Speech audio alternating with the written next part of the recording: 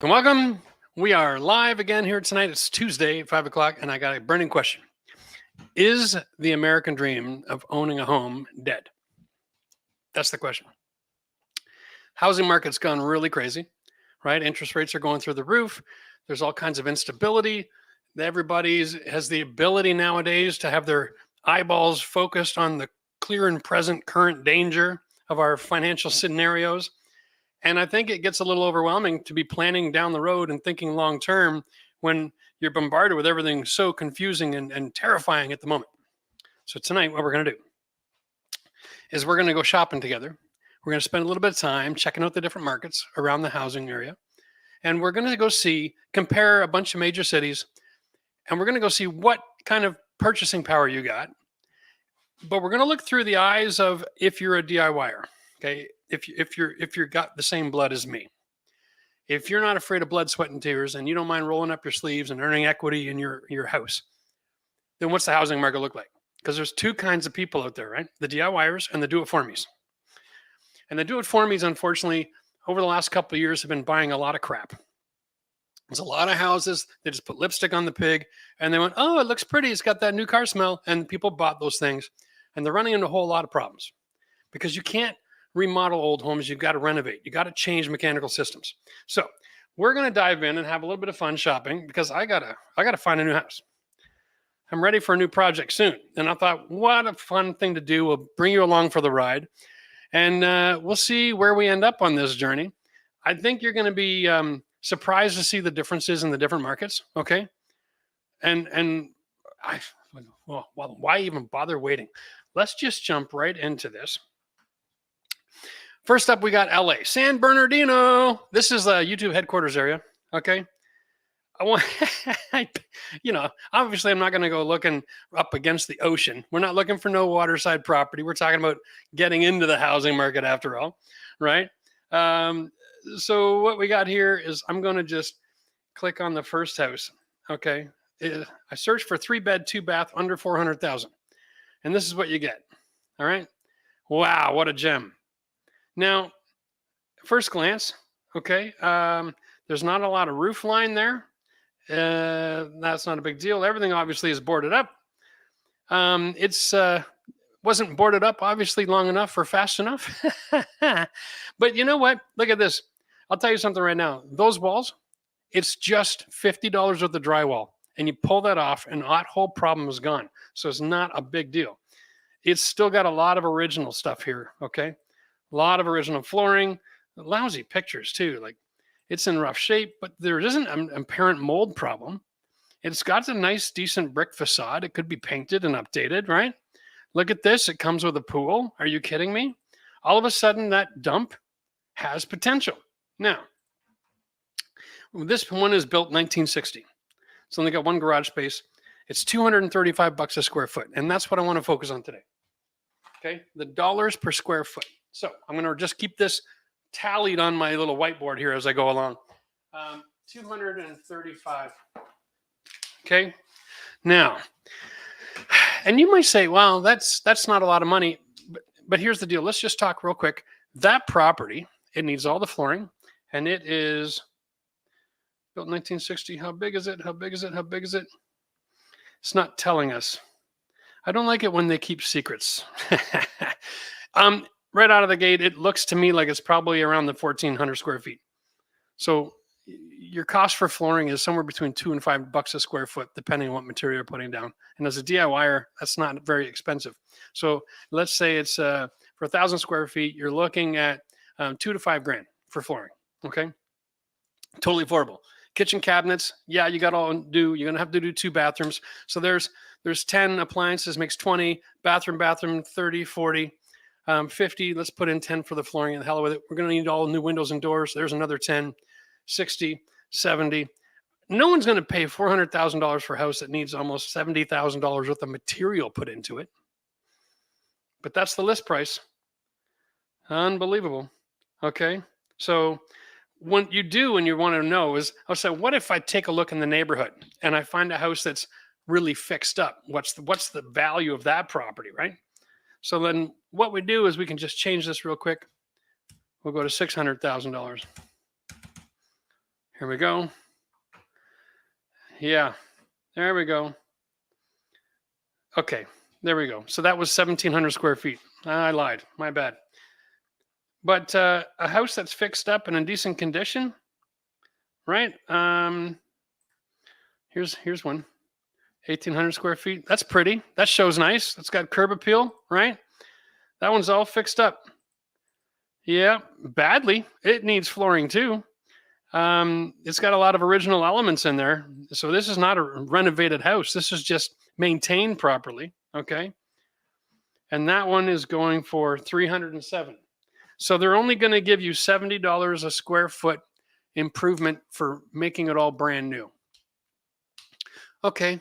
Well, if it takes 70,000 at 1,500 square feet, well, yeah, I guess you're making money. You know, it's not all that exciting, but it's not bad. So there we go. Let's switch out of this. Let's move on to a different town now.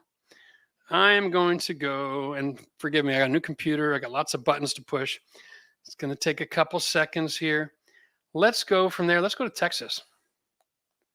Okay, we'll go right down to Houston. Here we go. I got the same parameter, up to $400,000, 3-bed, 2-bath. Okay, look at all the red dots. That's amazing. Houston is a really hot real estate market right now. And I'm going to pick this house because right out of the gate, I don't care if it's a shed. Nice pool. Right. That's not so bad at all, right? Well, before we get into the pictures, let's just take a look. 2,100 square feet, good size home, built in 65, which is, it's still pre building code era, right? Building code was 74. So what I want to do is I want to contact the municipality and say, hey, the area that this was built, were they still using cast iron plumbing underneath my house? Right? This is the issue. If it's a slab on grade, what's the plumbing? What imminent disasters are there? Are you going to get inspections? Are you going to have that checked out in advance? Okay, this one is $179 a square foot. Man, that's incredible. Now let's take a look at some pictures. This is what $197 a square foot gets you. Yeah, a little boring. Okay, that's nice. Good, it's good sunlight. Outdated tiling. Again, it's maintained well. Wholly needs a roof. Right, but lots of parking. No curb appeal from the street at all. So that could be fixed up. If you can get rid of some bushes there and do some curb appeal work, you'd actually have a house that might be able to get better dollars. But the interior living space is clean and friendly and inviting and just all in original condition. And can I just say this? This house was what, 1965? Yeah. 1965 home with a pool, and it's in original condition. I don't understand how many homes are out there. It's so different. We're going to take a look at Ottawa in just a minute. But in Ottawa, almost nothing is in original condition. You have to hunt for one of those. Because up in Canada, man, we renovate. I tell you. Down in the States, it seems like there's so many houses that are in original condition for 40, 50, 60, 70 years. And, you know, you'll dress up with a new countertop. But, wow. Like just right there. Look at the kitchen. The handle's on an angle. Ugh, God. All right. Enough of that. Anyway, 1965, dirt cheap, in my opinion. Under $400,000. So 10% down is still only like less than 40,000. And you can alter your life and start saving money, and you could be ready for a house like that in a year or two if you're starting from scratch. That's affordable. The mortgage on this is estimated at $2,600 a month. Right? So if you got a 2-income family, that's affordable. Maybe all of this hype about how it's too expensive, the sky's falling, is just kind of nuts. All right. Well, let's just do this. Let's move on to Sarasota, Florida. Why the heck not? I'm going to need a couple seconds to click through this here. Now, I've done a lot of looking in Sarasota already, so I got a good handle on that market. Because I was looking for a house down there. I was thinking, oh, it'd be nice if we could get a work visa, hang out in Sarasota, right, year-round. It's kind of the dream. I don't know if it's going to happen this year or next year or what, but here's Sarasota. Oh, and while we're here, shout out to Columbia Restaurant, okay? Yeah, on the Lido Key. Beautiful. Great Great spot. Go if you're a tourist. It's absolutely phenomenal. It's fun. It's like a walk back in time. It's like 1950 America all over again. It's just so much fun. Here's a house I wanted to show you. All right, 3-bed, 2-bath, 394. Same kind of market as Houston, only it's smaller. Okay, so you don't get as much space, bang for your buck. This one's a 1968. Again, same issues, right? So in Florida, I know for sure that they had cast pipes back then. So I want to go and check out the building permit situation on that house and find out, hey, did anybody ever upgrade that? Or are they just keeping the trees, trimmed and far away from the house so we don't run into problems? Are they getting it blown out? Did they pour an interior liner into that drain pipe? These are questions you got to ask, but the big number here, $286 a square foot. Wow. That's the most expensive we got yet. The house in LA was $235. Houston was $179. All the same thing, 3 and 2, about the same price point, right? And it's a smaller house. So that's fascinating. And this is how I like to shop. But you're near the ocean, right? 20, 30 minutes, you're on a beach. Not such a bad gig. This one does not have a garage. They've obviously done a conversion at some point, and they don't even have a carport. And if you're from Florida, at least shade, you got to at least have a carport. So there's a problem with this redesign already. Why they got rid of that? It's got a huge yard. And here we go. Okay, here's the inside. Tile, gray, boring, bland, not staged, decent spaces. And that's the kitchen. Okay, so they've actually renovated this one. So this is representation of the high end of the market. Okay, everything's been remodeled in this house. Yep, there you go. The bathrooms. I mean, it's builder grade as you're going to get, right? That's about as basic as you get. Center drain on that shower, the pebble rock, then the subway tile. I mean, it's not ugly, right? And hopefully they're going to put some glass in after they take their pictures or whatever. But it's amazing how many times they'll take a picture of a bathroom and either the shower curtain is closed so you don't know what the tile looks like, or there is no door on a glass shower at all. Anyway, boring, no outdoor living space, right? Definitely room for improvement there. But at that price, $394, we can do better. Here we go. Here's the same thing. 3-bed, 2-bath, 1,400 square feet, $279. Now that is butt ugly, isn't it? Built in 46. So it's not really fair to compare. Let me grab something that's a little cleaner, a little newer, a little cheaper. Yeah, not going to find it. It's all about the same. 3 and 2, 1,700. Here we go. Okay. 1959 again. Yeah. This is what I know about Sarasota. And if you find a house, we can take a look at this one. This is a good representation. Here's one that I would have bought. Okay. See, my sweet spot is 1975 to 1985. That's the sweet spot. Because now you're 40 to 50 years old. It's original condition, and it's so old it's ugly original condition. But it's post building code, right? Here we go. 1981. Looks interesting. Check out the inside. You're going to love this. No flooring. No flooring whatsoever. Okay. Stipple ceilings. The fireplace doesn't even seem to be active. Maybe it's just because it's sitting dormant. Kitchen's got a decent layout. Like, this could be a nice house if put some flooring in it. Get rid of that vinyl floor there. Change the cabinets. Oh, nice. That carpet's nasty. Yeah, that's all original condition. Okay. And that one's $355. So if you're looking for getting into the market, you might want to consider picking your city, because you can't just go anywhere and do it. Now in Florida, you also have a contractor's license. There's restrictions, right? You got to be the homeowner to get a building permit. But then I'm going to do one more town before I go to Ottawa. Stop that. And we're going to move on to a place that I was kind of interested in this for a while. Here we go. 3-bed, 2-bath, 1950, 129 a square foot. Wow. Wow. 1950, 3-bed, 2-bath, They don't even have pictures. So God only knows what kind of condition that one is in. Here's the house I wanted to show. My bad. This one's a 1960. Again, you got a question, right? What's going on here? But it's pretty. It's in good condition. Like that's got great curb appeal. And again, no pictures. So you like you gotta wonder when they're putting a house up there and there's no pictures, what is going on in that? Here's another 1960. They got pictures. Let's go through here. Okay. Lots of trees. I'm just seeing plumbing problems right out of the gate, right? All in original condition, which means there's tons of walls. Jeff, share your That's screen. the other thing. These other older houses, they generally speaking are built back in the day when kids were meant to be seen and not heard, and so they have walls for every room, right?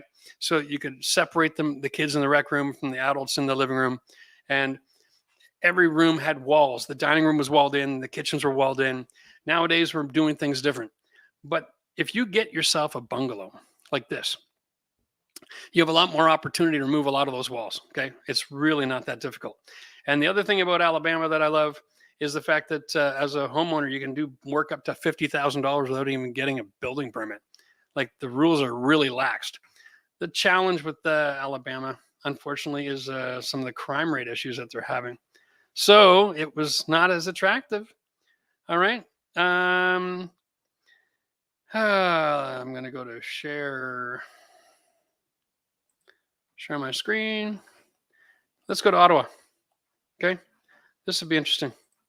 This is where I'm from. That is the entire city. Apartments, condos, everything. That's what's available up to $600,000. There's nothing under 400. And for the American audience here, 400,000 is about 600,000. So you get an idea. That's why I set it this high. Okay. Now here's a house, 3-bed, 2-bath. Let's just get right into the square footage. It's a big house, right? It's not bad. Built in 58. Now the difference here is that in Canada, built in 58 is different than built in 58 in the States because we brought in building code measures a lot sooner. Okay, so this is actually a really good house. It's a brick house. It's aluminum siding.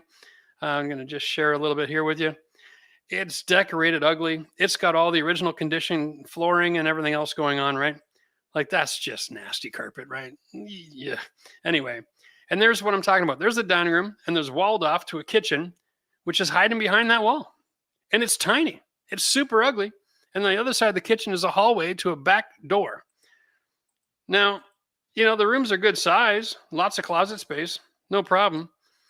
Bathrooms are useless, but there we go. There's the $1 million basement.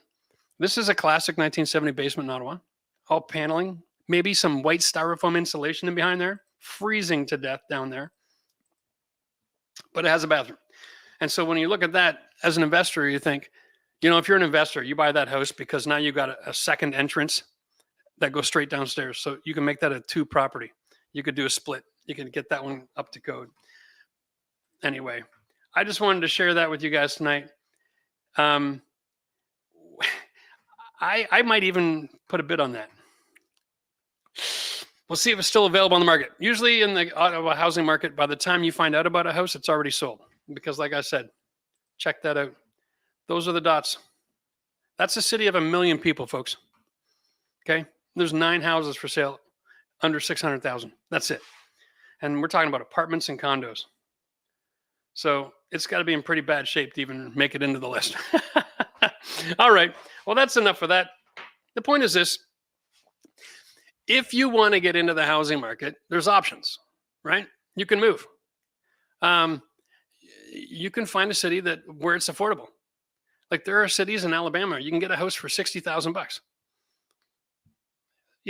And if you're young and you don't have children, and maybe that's a great starting point, right?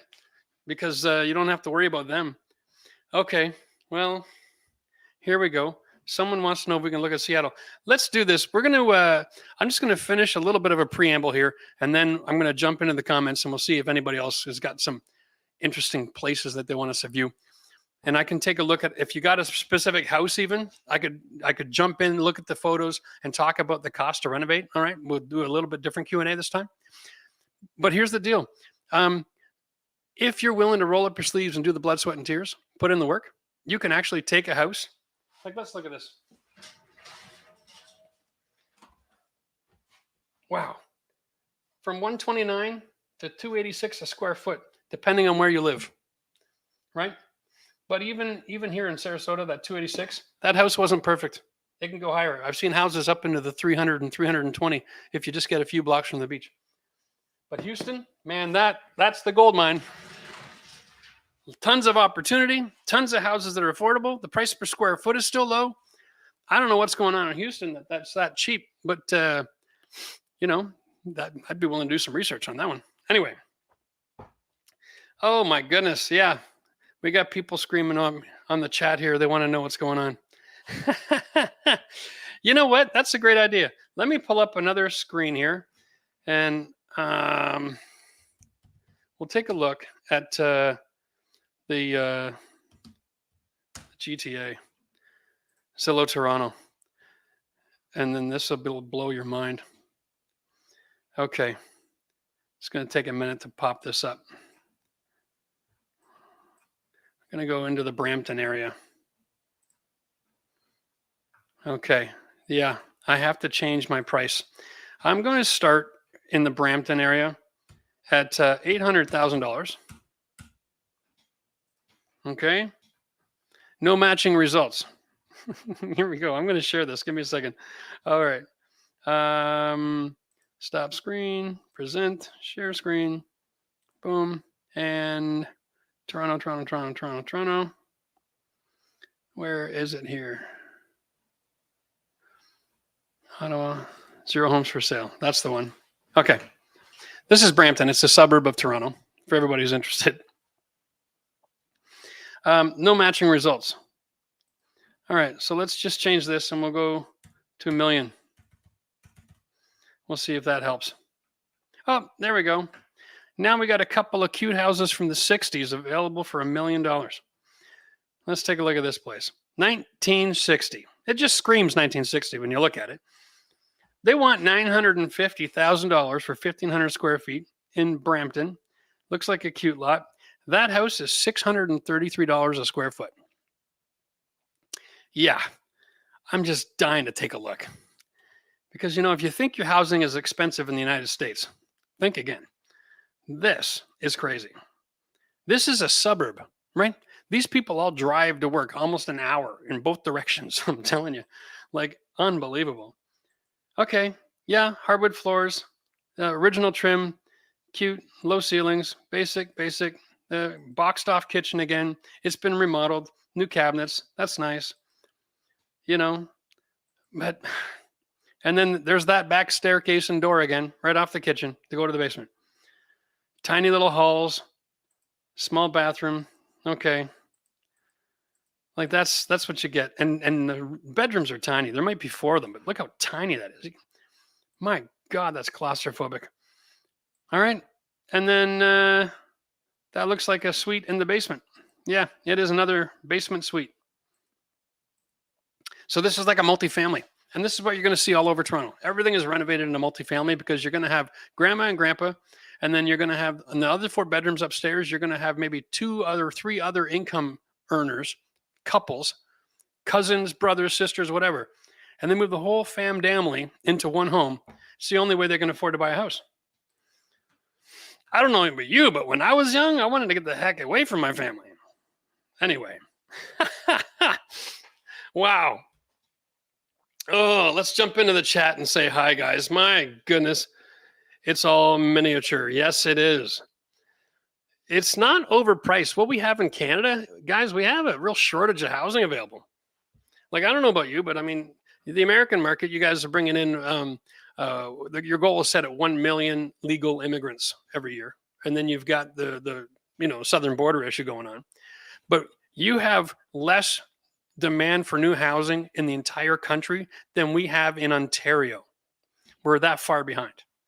We can only build, 6 to 8 months a year efficiently. Other than that, we're freezing cold.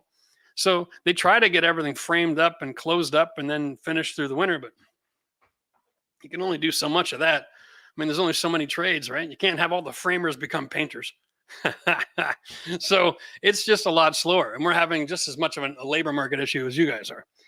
Oh my goodness. Oh, yeah. Here we go. Vancouver, also another very expensive place. Okay. Yeah. Better weather than Toronto, though, I'm thinking. Um, and where else you guys want to look? Home, Nova Scotia, doubled in the last 3 years. Yeah. There's a lot of places in Canada that are almost double in the last few years. Like American market went up 35% since 2019. But Canada, it went up even more. It's incredible. And that's because of the shortage. My goodness. Well, listen, let's go through the questions. So what do you look for when you go through listings? Price per square foot, how old it is, plumbing problems? Yeah, well, there's a combination there, Michael. I don't mind an old house as long as it's priced right for the work that has to be done to it. That's really the biggest issue, because there's a lot of people that are delusional. And in a market, when you go to Ottawa and there's like 4 houses available, if you have to move there because you're moving to Ottawa, then you're buying something, right?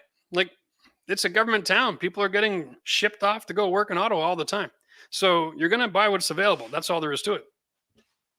So in Ottawa, we have a lot of, I'm going to call it, I don't want to call it lazy. I want to call it shrewd contractors who understand the market and know how to flip a house so it looks livable.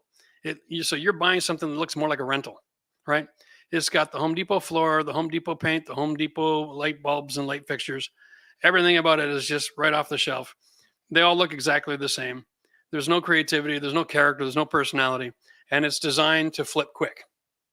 And, ultimately, if plumbing should have been replaced 20 years ago and you don't replace the plumbing, when you have only 4 or 5 purchase options, you can be as picky as you want. Now, if I'm going to Houston and I got 100 houses that I can pick from, then I'm going to research building code. I'm going to go to going to go down to the building office. I'm going to check permits. I want to know what work there obviously wasn't original, and did they permit the work? Okay. And these are things that you can check. You remember, building code didn't really come into effect till 74. Okay. And up until then, we had the following problems. We had asbestos in our flooring, and we had asbestos in the drywall. We had asbestos in the insulation. Different kinds of asbestos and different products that are more severe or less severe, and different amounts, but it's there and we have to deal with it. We have plumbing that, it's 50, 60 years old right now. If you're going to put money into it so it lasts another 30, 40, 50 years, the plumbing won't. Right? You're really asking for trouble if your plumbing's 50 years old and you want to renovate a house and invest money in it without updating the plumbing. So you have to take a look at that. We also had aluminum wiring up until 74 in Canada. I don't know if you guys ever had that down here, but that was a nightmare to work with because everything else is copper now. And so aluminum, copper, they can expand and contract at different rates and cause heat. And so, that's a fire issue. The other thing is window technology for sure. Anything to deal with being like thermal systems. Like, we've changed everything to reduce our energy costs because energy is getting so expensive. So a lot of these components, like if it's an old house, I want it to be 100% old. I want it priced as an old house. Unfortunately, in a market like ours, they don't. They paint it, right, and then they price it like a remodeled house. Oh, great. So the walls are nice, but everything behind it is junk. So that's a little disappointing. Oh, my goodness. Oh, all right. Well, let's get into the questions here. Eric, what do you say, buddy? Tonight, I got Eric back in Ottawa. He's managing the chat here, and he's going to work with me to help do with all this stuff here. D. Johnst, how do you feel about modular homes? I got a 1997 double wide detached garage, sadly in a park, Kamloops, BC. I got no problem with modular homes at all. This is the bottom line. They are not made to withstand severe storms, obviously. And generally speaking, the funny thing is, I'll tell you a little story. I'm doing a modular home right now. I'm renovating it. Um, it's going to be a lot of fun. I think the videos they come out started Saturday, I think. Anyway, when you travel around and you see a modular home, you think, oh, cheap house. And yeah, they're put together a little on the loose side, right? They're designed to be shipped and moved and then put in place. That's what they are. They still have great square footage. They still have all the bathrooms and amenities that you need in the neighborhood that you want it. And it's so much more affordable. The other thing about a modular home is we talk all the time, oh, we want affordable housing in our society. Well, build some more modular. And, the Canadians will say, oh, yeah, well, you can't use that up here. Pfft, bull. You ever go to Labrador City? Okay. A lot of people don't travel that far north. It takes about 3 days to drive there from Ottawa. It takes more time to drive to Labrador than it does to come to Florida, just to get the clarity, okay? It's so cold up there, right? You breathe and ice comes back in your face when you're walking down the street. It's just nasty. But the entire city is a modular home because the building season is so short, they couldn't possibly get materials up there and build in time in order to close it up before the winter comes again. So that's all they have is modular home. And it works. The entire community, modular home. So it's possible, right? I don't really have an issue with them. As long as you build them so that they can handle the thermal dynamics that are going on where they're living, there's nothing wrong with it at all. I mean, let's face it. If you can get I bought the modular home I'm working on here. I thought it was 80, but it checked with my wife, but it was only $74,000. I'm almost 1,400 square feet, right? 2 bed, 2 bath. It's in a beautiful community. I got a big pool and a golf course out here. That's not a bad gig, right? Like, that's not a bad gig. You're hard to complain about that.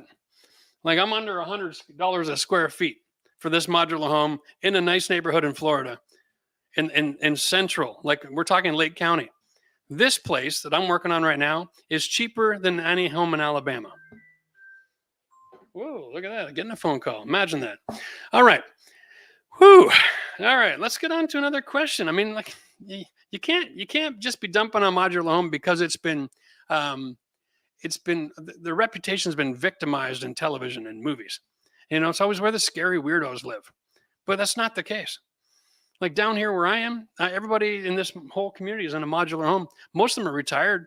Most of them just said, hey, I'm going to sell my house that was 500,000, 600,000, 700,000 and move down here. And just turn that into liquid gold. Anyway, got it. All right. And the sheetrock in this place is actually 1/4 inch. It's not even a 1/2 inch.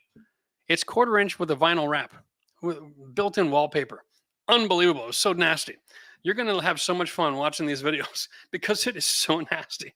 Oh my goodness. All right. Alex got a question here. When looking for a flip house, is a recently renovated kitchen a turnoff if you have to do it again? Yeah, especially if you have to do it again. And now if you can salvage those cabinets and reinstate them as part of the new design, then fine. But anytime someone's renovated a kitchen, here's what I'm looking at. They're expecting to get a return on their investment. They're not going to negotiate well with you because they put in their time and energy.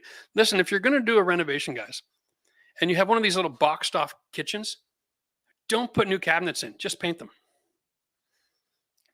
Get more life out of it because that's a remodel, not a renovation. If you're going to do a renovation with a kitchen, you've got to go open concept. You got to make it bigger. You got to eat more of the home. Take that stupid dining room next to the kitchen and incorporate it as part of the kitchen. Okay. And because you don't need a living room, a rec room, and a dining room and a kitchen. No one's using those spaces. That's just furniture to buy that no one's ever going to sit on.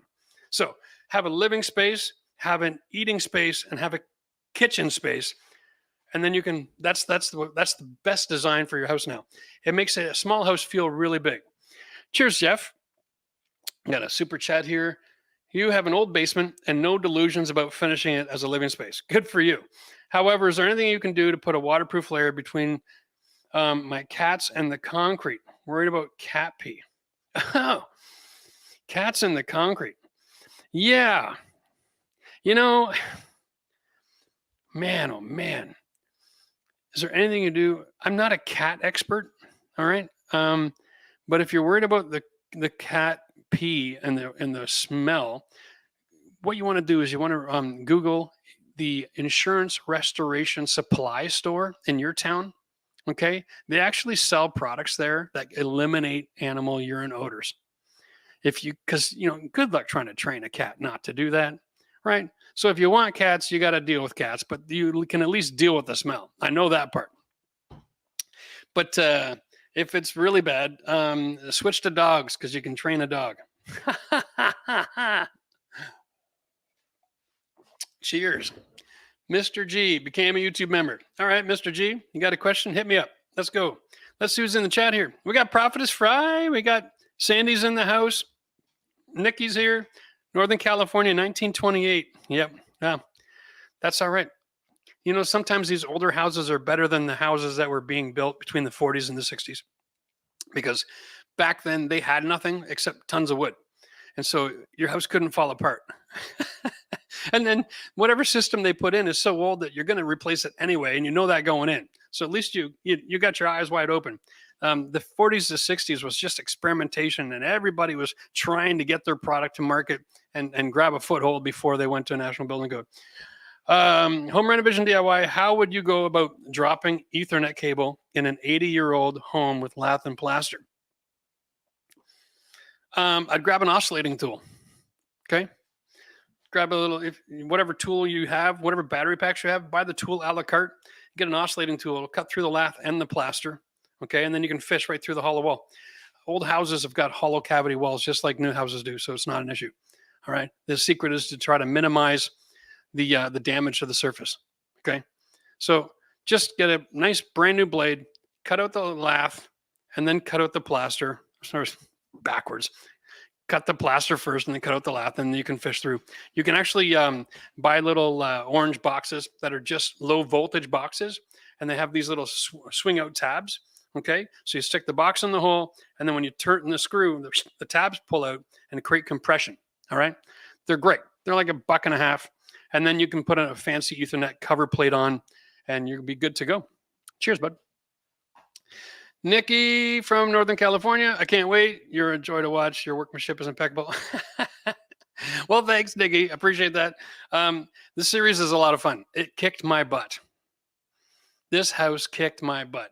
I ran into so many problems that I didn't expect to run into. And so I shot my budget a little bit, but that's okay. Yeah, right. Anyway, so I don't want to give too much away. You're going to enjoy watching it, I'm sure. So I'm pulling off the ceiling panels in my mobile home, and there's a 2x2 roof truss, and a couple places are snapped. I'm re-roofing. Should I put a new truss or jack and scab? Yeah, I would actually just jack and scab, but don't use dimensional lumber. Use plywood. Grab a sheet of 3/4 inch plywood and rip it down the same dimension as your truss now, and laminate both sides with screws. Okay. And put a PL premium adhesive on it. That way you can create a stronger member than what was there originally. Okay. And that's the secret. One sheet of plywood, you cut it 1.5 inches, you could fix up the whole roof problem and then never have to think about it again. All right. Cheers. Wow. Oh my goodness. Here we go. Need another sippy poo. Here we go. Joe, small house, 1,500 square feet, 4-bed, 2-bath. Yeah, that's getting a little tight when you got 4 bedrooms. Idea to remove the dividing wall between kitchen and living room and have a counter height dining table double as extra counter space. Thoughts? Love the idea. Interior walls are not difficult to move, but whenever you move a wall, you're moving wiring. Okay, so because every wall has got a plug, especially in the kitchen. So depending on the age of your house, Joe, you might be able to just pull it out of the space, depending on the kind of house that you have, and then feed it right back up again. But consider this: if you're in a wooden house with a wooden floor, it's easier than if you're on slab on grade, because a lot of those things are fed from the ceiling and they have to go somewhere, right? So then you're stuck in a post scenario where you might have to have a post as part of that table. But I love the idea of getting rid of walls that aren't necessary. And if you're wondering, feel free to open up your wall. Like, it's just drywall. Worst case scenario is you bail on the idea and you patch the drywall and paint the wall again. But have a look. Like, literally cut a strip right end to end on that wall, see what's going on in that wall, identify your problems and issues, find out which direction everything's running from, and then you can do an assessment on the viability of your operation based on your skills. Okay, and if you're going to have to hire somebody to help you out or not. But yeah, my God, first rule, if you're thinking about removing a wall, just pull some drywall off and take a look, right? Have an idea about structure. You don't want to you don't want to tear down a wall that's holding up your roof. So check if you have roof trusses. Make sure it's not a structural load-bearing wall. If you're not sure, contact the structural engineer. They can come out, do a tour, and they'll be able to tell you exactly what's going on and if the wall can be removed or not easily. Because easy is good. Easy is good. All right. Okay. What do you think about purchasing land, cash, and getting loans to build a 3-bed, 2-bath? I'm not much for investment strategy, to be honest with you. Here's the thing about getting land, cash. Who's financing you? And there's different kinds of financing options out there for build. So depending on where you live, they have options for it's like a pay-as-you-go. So they'll set up milestones, and then they'll reimburse you, right? So you have to buy the cash for the land and have some money to get started. And the first thing you do when you start is foundation and all your mechanical supplies. So you need water, you need septic or sewer and power, right? And gas. Just getting all those mechanicals and foundation set up is going to run you probably 30 to 40% of the cost of the entire build. Okay. And until you got that, I don't think anybody's in the mood right now to be lending money. Yeah, that's tricky. I'd much rather buy something that's already established that just needs to be fixed up. Mark has got a 1999 Virginia townhouse, bathroom reno. There's a floor joist, open truss, right where we want to put the toilet. What options are there? The space is already tight. Oh, I see. So you're redesigning the space and you want to move the toilet where the framing for the house is. Well, there is an offset toilet flange that'll buy you an extra inch, depending. Outside of that, the only thing you can do is you can cut a section of joist out. Okay. Here, let me just do this.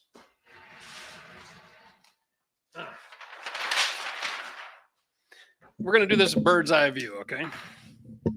So pretending you're stuck to the ceiling staring at your floor.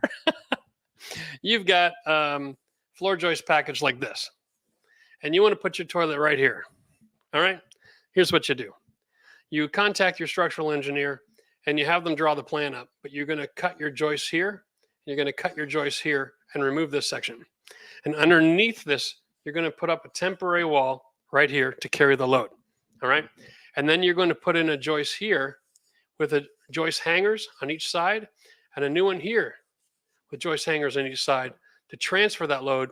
And then you're going to put joists here and here with joist hangers again. It's a lot of work. Okay. But if you're building and you are design first and then figure out your problems as you go, those are the kinds of things you run into, right? So when you're looking at a project or looking to buy a house, always think, what's the end from the beginning? How do I get what I want without incurring major costs? Okay. Moving the toilet is the hardest thing to move. So try to build everything else around it. But, sometimes you got to cut some floor joist package out and just double it all up and transfer some load. It's totally doable. And any structural engineer will be able to draw that plan up for you. Probably charge you about $1,000 for it. And not a big deal. You might be on a bit of a waiting list, though. Lots of people out there needing structural engineers nowadays. Okay, let's do this. S&C Music. I'm interested in buying a house that costs $45,000, but I'm worried I won't be able to foresee what issue really lie for such cheap house. Yeah, I get it. $45,000. That's a smoking hot deal. It might be a dangerous neighborhood. It might just be that it's all original condition. It might be foreclosed. It might not have had electrical service. So maybe it's gone a year or two without air conditioning running. Maybe there's no air conditioning. at the end of the day, there's only, let's go through the categories of problems. If the roof is working, then you at least kept the rain out, right? And if the windows are all closed, you at least kept the critters out. And if the front door was locked, you kept the vandals out. So how bad can it really be? I mean, really, it comes down to mold. That's your biggest enemy in that scenario. So you got to go walk through and take a look. For me, I'm lucky. If I walk into a house and they've got mold in the house, I smell it right away. My nose starts getting itchy. I've been in too much disaster restoration. Now I've got a sensitivity to it. So like if I go to somebody's bathroom, I can tell you if their shower curtain is always leaning up against the wall because the shower curtain smells moldy. Yeah. If you take a wet shower curtain, put it up against the tile, that moisture goes into that wall and it goes moldy, and the mold comes onto the shower curtain and you can't even see it, but you can sure as heck smell it. All right. Wow. Yeah. Listen, I did research on Selma, Alabama, and I found about 40 houses that were 60,000 and under. That's just the neighborhood. I don't know what's wrong with the neighborhood, but the houses didn't seem like they were all that challenging to deal with, right? I mean, work is work. Put it in. And if that's where you got to enter the market, that's where you got to enter the market. Just make sure you search for the houses that are 100, 120,000 in that market, and make sure that the same size house, when it's renovated, has value. And then you can work back through your cost and decide if it's worth the effort. That's it. All right, Nevdog, Home Renovision, Kitchener, Ontario. Nice. I grew up in Cambridge, right? Spent some time in Kitchener, usually on the weekends. Built 1950. Good. Are you doing your basement floor with dry core, Install Armor? Yes. From Farmhouse Kitchen Floor Video, the vinyl product is no longer available. Is there a similar product? Not quite yet. Yeah, there are. There's a ton of vinyl products out there for installation. If you want a product now, you can actually go to the Home Depot. They have the same locking joint, tapping locking joint. Okay. It's really simple. It's a basic installation. It's not the greatest joint if your floor is movement, right? If there's lots of warps and curves and bumps and hills, then the joints tend to undo. But if you're looking for a product that's similar, then right now the Home Depot is selling that product. They brand it Life Proof or something, that's just genius marketing, but it's just a cheap vinyl floor. So if that's what you're looking for, then yeah, that is definitely available. All right.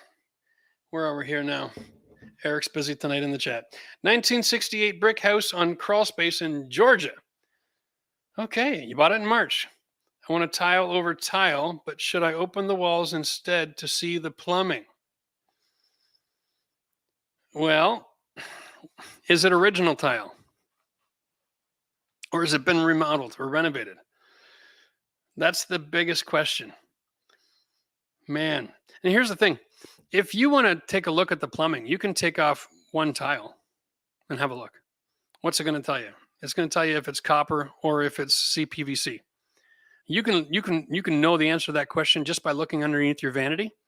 Take a look at water supply lines coming to underneath the sink. Whatever that is, that's what's in your walls. Okay. And if there's no active leaking or flooding going on, opening the wall isn't going to tell you anything any different. So don't bother, right? That's just the great advice right there. If it's 1968, 30, yeah, we're at the 50-year mark. Most plumbing, it's designed for 50 years, but it will actually last like 100. Okay, so if it ain't broke, don't fix it. That's not a bad plan. My modular has wavy floors. Okay, I was going to glue and screw 1/2-inch plywood. They're 2x6x12 joists, 1995. So here's what we had here. We have 2x6x12s. And that's fine because there's a structure and then there's another support beam down the middle. So the span that the 2x6 is carrying between the structure and that other support is actually quite small. So it carries load really well. The problem is that in this house, the subfloor itself was actually a particle board. It wasn't like OSB or plywood or anything. It was just particle board. And so in Florida, you get a lot of humidity in the summertime. And so over the years, as you walk around, everywhere between the floor joists starts to get soft. And so that waviness that you're experiencing might just be soft underlayment. It might have been, it's just what it's called mobile home subfloor. It's disgusting. It's so cheap. So I actually put in brand new subfloor through the entire house. Didn't have much of a choice, right? I'm not going to build on junk. Michael, what are some red flags beginner DIYers should look for when they're going through listings for fixer-uppers? Or alternatively, what would be the most expensive problems to fix? Okay, the most expensive problems to fix. That's a great question. Man, we got to do that video. Let me just give you some quick ones. The most expensive problems to fix are poor structure. Okay, so if you go back too far in time, they would take joists and they just put 3 nails in it, and they're big nails, but there was no other support, no steel structures, just the nails, and they would sink, and the house would sink. And you ever go in an old house and the staircase is kind of wonky to the side? That's what's going on. Downstairs in the basement somewhere, the nails are all slipping off. And so bad structure, that'll kill you. Bad engineering, like water. If you don't have a dry house, you got all kinds of water damage. And if you got water damage, you got bug damage and you got mice damage. So if you're going for a DIY, I saw a house there, Zillow, a couple days ago, and I was zinging around, and somebody put garden beds up around the entire perimeter of the house, right up to the side of the house. Dirt. Organics and your house should never come in contact with each other, because this is like 100% moisture transfer the whole time. That house is going moldy guaranteed if it hasn't already. Okay, so look for things that are moisture related. All right. Outside of that, it's just the obvious, the construction technology. You're going to buy a house and you think you got weeping tile, but it's clay tile and it's been 80 years and they're all broken and settled in, and they're not supporting the ground anymore. So there's no water running there. So the water's coming in your house instead. There's a whole lot of things. The key with the fixer-upper is try to stay closer as you can to remodeling instead of renovating, right? Less farmhouse, more ugly, okay? That 40 to 50 original condition, you're in the new side of the building code where things are built properly. And so it's actually a nice, safe space. Natural follow-up, how do you identify structural engineering problems? Professional inspectors. No, just get a marble. Go walk in a house and put a marble down and see where it rolls. If it goes to the middle, go to the basement, if there is a basement, and take a look. If it goes to the middle, it wasn't supported right. You don't want to fix that, because by the time you fix that, you have to lift up the whole house, right? You got to put something in there to lift up the whole house. Everything's moving, everything's cracking, everything's breaking, everything has to be replaced. It's just deadly. So do be careful with that. Things that happen over time, nice and slow, almost every building material can adjust to the stress and strain of that. But when you want to make a change and say, I'm going to fix this house this year and lift it back up, you're in a lot of trouble. Yeah. And one thing too, be careful. Don't be quick to buy a house that has wooden windows. They don't last. Nobody puts the maintenance into them anymore. Back when we had wooden windows back in the 60s, 70s, 80s, you could hire a painter for $5 an hour. You could pay them to paint the windows every few years. Nowadays, people just leave them alone. No one's painting their window again. So we have houses in the 80s that are wooden windows, and by the time 95 comes around, they're just garbage. They're just all broken, destroyed, and rotted out, and the sun had killed it. Homes need maintenance. So lots of stuff needs a lot of maintenance. AD, I live in Pinellas County. Got a $300,000 home this year for $100,000 because family didn't want to get involved selling it. Okay. We paid for a lawyer, definitely a fixer-upper, now getting $1,800 a month in rent. Well, there you go. Blood, sweat, and tears. That'll make you rich every damn day of the week. I love it. That's a great story. And the truth is, there's lots of opportunity out there. Like I say, building materials are 20 to 25% of the value of the house. The rest of it is basically labor, profit, and taxes. You can cut all of that out and do the work yourself and keep all that money. All right. I don't know why. I have to beat people over the head with the idea, but it is the easiest money you're ever going to make is investing in yourself in your own house. Brianne, nah, Nah, almost got that. Hi, we live in a home from the 20s and renovating slowly. The house is directly off the highway and traffic noise is insane. Any suggestions or advice for sound management? Ooh, yeah, I got some good ones for you. All right. Anywhere on the main floor, you don't need to have windows that open that face that road. It's not in the building code. Okay. In bedrooms, you got to have an escape window. So you have to have at least one. Probably a slider is your best bet. But every time you replace a window that doesn't function, it's just glass, you cut all the sound out because sound travels through air. So every air gap on every window is bringing that sound in. Outside of that, your outside wall, when you insulate it properly, put 5/8 drywall on the outside of the wall. It's that simple. 5/8 drywall, it's got fiberglass and it is sound deadening with good insulation. Okay. And change out as many windows as you can that don't have any operating feature. Okay. And you'll be surprised. Like if you have 2 windows on the main floor that open or a door that has a screen, that's plenty of fresh air in most cases when it's time to, oh, let's open the windows and get fresh air, honey. Okay. But you've got a concern. You can address that concern by getting rid of the functionality of the windows. And they're so cheap. Windows that don't function are dirt cheap because glass is cheap. All right. So consider that. Hey, and welcome to the membership, Tammy. John, 4th floor condo in Florida. Okay, 1616 tile on concrete. That's not bad. That's not bad. You know, at least it's not too old. You want to put down LVP flooring, but some tiles have high spots. Hate to put down floor level over the 1024 unit. What would you suggest? Well, if you're going to cover the floor and you don't care about maintaining the integrity of that floor, then there's a couple of options. If you got a couple of high spots, you can get a cup grinder, okay? And you can grind the tile. Make sure you're not just wearing glasses, wear goggles or the whole face shield for protection on that because that stuff's going to fly everywhere, okay? But it works. And you can actually just grind down the tile high spots, all right? And be careful because a lot of vinyl products out there don't have a lot of ability to handle variance in height as it's moving around. So make sure you get that nice and level. Or you can just smash out the tile, right, and fill it with thin set and let it dry up overnight, nice and flush. That's another option. How much space is acceptable between tiles, the grout area? Wow, that depends on the tile. Up to 1/2 inch is acceptable because we have products that can grout up to 1/2 inch. Depending on the tile. All different stone and tile expand and contract at different rates depending on the material. So if it's a natural stone, like marble, you can get away with 1/8. A travertine, probably want to have a little bit more. Ceramic, you want to have a little bit more. Go to the 1/4 on ceramic. And if you're using porcelain, you can go back down to the 1/8 again.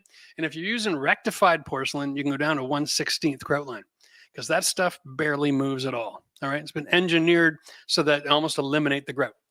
And that's just for floors. And if you're using glass, again, very similar thing. You can go with very small lines. Cheers. Andrew wants to know, he's got an exterior door where the bottom edge of the jamb is rotting. Do you replace the whole thing or just a section on the bottom? Great question. Happens all over the country. Very common situation. Get rid of all the rotten wood that you can find, okay, and put in a new piece of wood. That's all you got to do. All right. Get some plastic wood or even Bondo, all right, and bridge that gap, sand it down, and then just repaint. You don't have to rip the whole thing out because here's the thing. Those entry doors, the sides, the top, and the bottom come together with the door, and the whole thing has to be replaced if you're going to replace it. But if it's just the jambs that are rotting, it's probably because you don't have a good house wrap on the place, and there's water in behind as well, okay? Make sure, guys, it's all about maintenance. Where your jambs meet that bottom plate, there should be a silicone seal. If there isn't, add one. Okay, don't let water get underneath and start working its way out. All right, Fetty, yo, Jeff, you got a 1935 home. The basement has water that comes up from small cracks in the floor. Been there. You live right on the lake, so my water table's high. How do I remedy this? I have sump pump and French drains. Well, your pump ain't deep enough. That's all there is to it. If your water table is that high that it's coming through the floor and digging your sump pump down isn't going to solve that problem, Um, dude, you can't change the nature of the environment that you're living in. So the only other thing you can do is, do you have a floor drain? If you have a floor drain, drill a relief crack so the water can come in and go right down the drain. Like chisel out some concrete around your floor drain so that it actually is constantly operating. That's about the best thing I can offer you. Because like living on a lake, you're not ever using that basement. That is a shame. Oh man. yeah. There you go. Joe said he's just looked up Labrador City, and it is its own little oasis with a Walmart. Now, if you're looking it up in the summertime, it's one thing. In the wintertime, it is just a snowflake. Okay, unbelievable. Sam, 1970s brick split level house in Norfolk, Virginia. Upon buying, there's a tunnel going from the crawl space under the slab to the water line under the slab. Any concerns for repairing, filling in? There's a tunnel. Neat. Man. The only thing there is 1970s brick. I would say if you don't have any cracks in your in your slab, then don't worry about it. It's going to be poured with rebar, and so it's like building a bridge over a highway. They just pour concrete over steel rod, so I wouldn't be too concerned about it. But if you want to know, Sam, just send us a picture, okay? I think that might not be a bad idea, and we can have a look at that. All right. Oh man. Getting a little stiff here today. How we doing for time? Hey, it's already 6 o'clock. Can you believe that? Oh my God. I'm going to answer this one question. What's the lot fee for the mobile home? Not cheap. It's actually up to $650. So that's the thing. If you're going to downsize, then it's got to be a lifestyle move, right? It's not the cheapest option out there. Lot fees are going to be running, and HOA fees in Florida are $500 to $700. It's pretty standard because everybody has a beautiful pool and an outdoor community, and they either have golf courses, or something else going on, right? All right. Yeah, how's the toe? Yeah, the toe, it doesn't hurt anymore. It's just not attached. I was just floating around. I don't know. It's stuck in the shoe and it doesn't get in the way. That's pretty much how it is. Wow. There we go. Yours is 1,200. That's pretty big. Time flies when you're having fun, and it is fun. Just wanted to do a little heads up. We talked as a team the other day, and we have a new segment. We're going to bring a new kind of content to you. I don't have a date yet. It's going to be in a couple of weeks, though. We're looking at picking like a Sunday afternoon, and we're going to do working live all Sunday afternoon. All right. So I'm going to be just working at the trailer here and hanging out. And if you guys like that kind of content, background stuff, it's just going to be more ASMR kind of hanging out and working. And I'll take a break and answer some questions and stuff. You know, you can watch and learn. That'd be fun. We'll give you more heads up as we get closer to it. And there we go. All right. Yeah, it's going to just come to work with Jeff Day. So we'll see. And, you know, maybe we can develop something brand new that the internet has never seen before and make it into a real fun time. I would love to do that because, you know, I've got to get the work done. I might as well have a camera on, right? What the heck? All right. Yeah. Lots of grunting and tool noises and Jeff's wrapping up his fingers in electrical tape. All right. That's it for us tonight, guys. Thanks a lot for joining us. There we go. Sandy's back just in time for us to say goodnight. Cheers, Sandy.